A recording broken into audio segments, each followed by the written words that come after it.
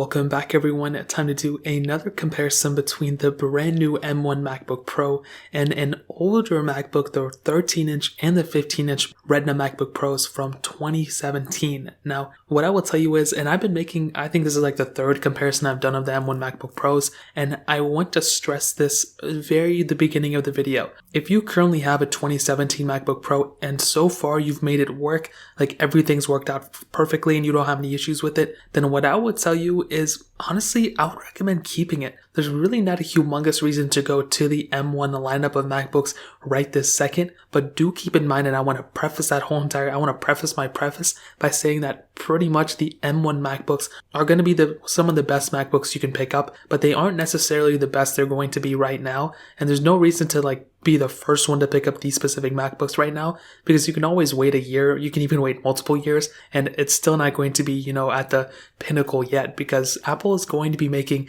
a lot more features, a lot more software features and software enhancements focused more towards the M1 lineup than these older Intel-based MacBooks. So 100% keep that in mind. Now, pricing-wise, the M1 MacBook Pros are going for about $1299 for the base model, but you can configure it up to, a much higher model if you want to with a ton more storage.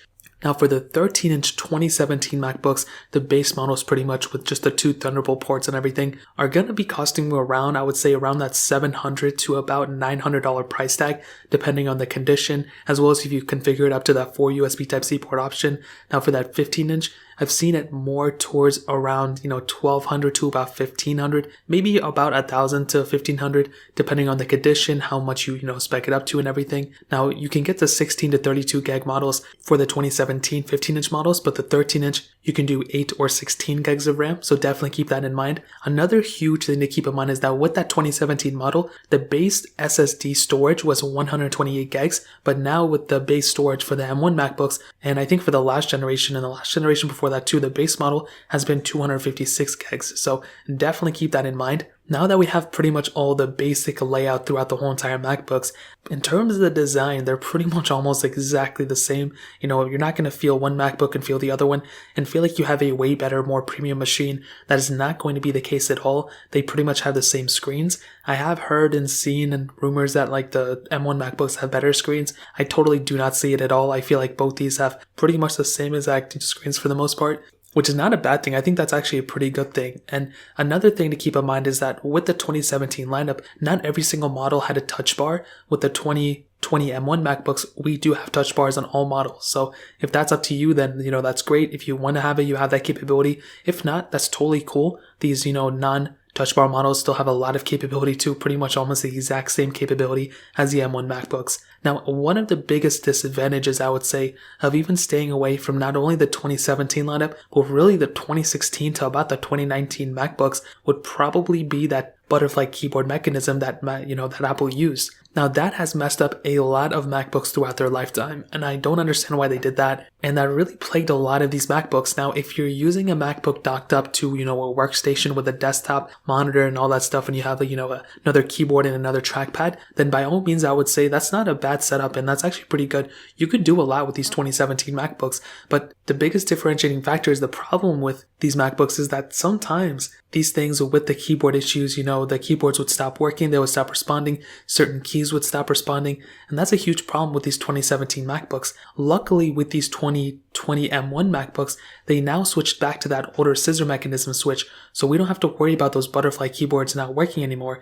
So, like I said before, that's another humongous asset for sure, and you're definitely going to feel like you're going to have a more durable MacBook from that M1 MacBook versus this 2017 one. Now, that's really the main difference in terms of the outside besides the touch bar, separating the fingerprint sensor and the escape key. So when you look at both, when you feel both, they're going to be almost exactly the same, except for the fact that the M1 MacBooks only have one option in terms of the USB Type-C ports, and that is the 2 USB Type-C port option. There's not yet a 4 USB-C port option yet for these MacBooks, for the M1 MacBooks, but we do have that for the 2017 ones. So that's why I would probably tell everyone, if you currently have a 2017 MacBook and it is that quad core option or that quad USB Type-C port option, I would probably tell you to wait for another M1 MacBook refresh for either the 16-inch or that 13-inch with updated ports, aka the quad port option. because right now there's only 2 of them, and a lot of people may actually prefer not having that. They may prefer having,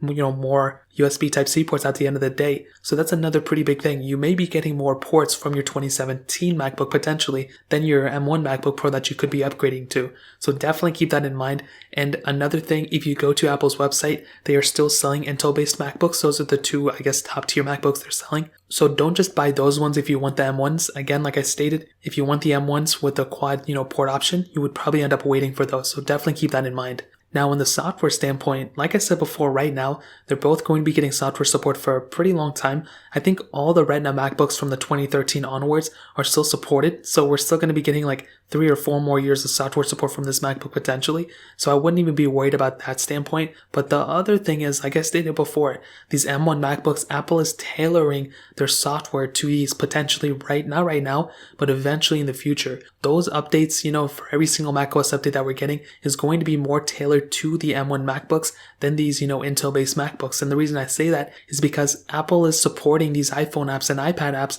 on these M1 MacBooks. These Intel-based MacBooks aren't really going to support it unless you rewrite and recompile the code through Xcode every time, which would be annoying. You don't have to do that with these M1 MacBooks. They run natively eventually. I don't think right now they run as smoothly, but they'll definitely do it as soon as possible. I think Apple's going to work on it. So that's another humongous thing. And definitely the M1 MacBook Pro is definitely going to be outlasting the 2017 MacBook. Either one of them, either the 13 or the 15-inch one, just based off the software support alone. But the performance, every single Geekbench score that I've seen of this M1 MacBook and every single person's experience I've heard has been tremendous. Everyone has been hyping these things up, and as I used mine, I'll definitely tell you it's a smooth experience. It's fast. One thing that I really, really do like about these M1 MacBooks, and I think it's probably my favorite thing why I'm probably going to wait until the 16-inch one has the M1 chip inside of it, is the fans, they just don't turn on at all. Even when I was playing Fortnite at pretty high resolution, I don't know what graphics settings, so I'm pretty sure it was a good one because it looked great. That performance was very, very good on that MacBook, and the fans never ramped up. I have a MacBook from 2015, and I've owned every single MacBook that pretty much ever came out, and every single time I used one, including these 2017 ones,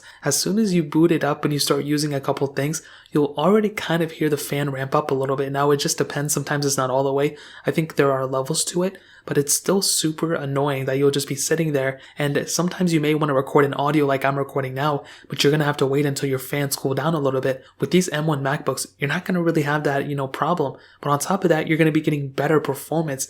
So if you're somebody who has that 2017 MacBook, either the 8 gig or 16 gig of RAM options, or even those 15-inch ones, and you feel like the performance just isn't that great, and you feel like it's starting to slow down, going to that M1 MacBook Pro is definitely going to be doing you justice. You're going to feel like you have a much better performing machine, especially when you consider the fact that these 2017 MacBooks had dual-core CPUs, the 15-inch had quad cores, but this M1 MacBook has 8 cores, so that's another pretty big difference. There's just such a better performing machine from these M1 MacBooks than these older, 2017 MacBooks, and that's just based off of the performance. The battery life has also increased tremendously on these M1 MacBooks. Now, I'm going to assume that the battery sizes are roughly about the same, mostly because, they're in the same format and they didn't really remove anything from this MacBook, but they actually increased a lot of the battery life just because switching over to the M1 chip really optimized the amount of battery that it has inside of it. Instead of relying on that Intel-based chipset, we now have that Apple Silicon that can actually use that battery inside of it much more thoroughly, just like on Apple's iPhones. So you're going to be getting better battery life on that 2020 M1 MacBook Pro than that 2017 MacBook, any one of them, the 13-inch or the 15-inch. So keep that in mind. I will definitely tell you when it comes down to it. That in and of itself may be a big enough reason for people to upgrade, but the performance increase, the longevity and support and all that, it's just going to be outrageous. But like I said before, just because we have these new MacBooks doesn't mean that you should just, run out and get them right now. From what I've been hearing and from all the rumors, next year Apple is going to be pretty much replacing all their Mac lineup. And we could potentially be seeing a new iMac. That's probably what I'm waiting for. But apparently in Q1 of 2021, we're going to be getting a new 16-inch M1 MacBook, and that is what I'm going to upgrade to. I'm going to buy it the same day. I'm going to fall in love with it, and that's pretty much what I'm waiting for. I'm just waiting for that specific MacBook to come out, and I'm going to replace all my, iMacs and MacBooks with that specific machine, and I would probably recommend everyone to wait out for those ones. Right now, there's still some issues with these M1 MacBooks, which there's always issues as soon as a product comes out, especially when it's a newly released product with a brand new chipset inside of it. So that's what I would probably tell you guys to do, is just wait out. There's no rush to get it right now. You can even wait 2 years to pick up these M1 MacBooks or the M2 or whatever new chipset's going to be outside then, and you'll still be ahead of the curve. This is a slow process from transitioning from Intel to M1. Apple said it themselves, so it's not going to be like they're going to just run out and push all the new features and all these new things all at once. It's going to be a slow process. So if you're somebody who has a 13 or 15-inch MacBook, I would recommend waiting until Apple releases these M1 MacBooks with 4 USB Type-C ports. Once that happens, you're going to be in a much better position, and there's going to be more flexibility. And I think maybe they'll even, decrease the price of these, other M1 MacBooks. Probably not, but if you wait out until then, and if you also wait until the 16-inch M1 MacBooks and the iMac M1 and all these other ones come out, you're going to be setting yourself up in a better situation than if you just jump the gun right now. But if you have the money and if you don't care about it, I would say go for it. You can get this M1 MacBook, and a lot of the problems are going to be fixed within a couple of months, and you're going to be set. And there's really not that much. I mean, this is like the beginning of the new phase. It's like picking up a property. It's like buying something that's like going to appreciate in value so much more than what you're buying for. Usually, like if you went and picked up an Intel-based MacBook right now, you're probably going to be outdated very soon. It's kind of like picking up an iPhone 8 or something like that. But if you pick up these M1 MacBooks, it's kind of like picking up an iPhone 12 Pro Max. But the M1 MacBooks right now are kind of like the iPhone 12 mini of the iPhone 12 lineup. I think if you wait until like the next ones, eventually there'll be the 12 Pro Max that's going to be a really good value. So the choice is yours, but that's pretty much how I would compare the 2017 MacBooks, the 13-inch and 15-inch, against the M1 MacBook Pro. If you guys have any other questions or anything, let me know in the comment section below. Hit the like button, that would mean so much, but definitely hit that subscribe button. Every single subscriber that we get really does count. So it means so much if you guys can hit that. Also check out the other links down in the description as well. My Twitter, my Instagram, my other channels. More importantly than everything else, I love every single one of you guys. Hopefully I'll catch you guys in the next video. Peace out till then.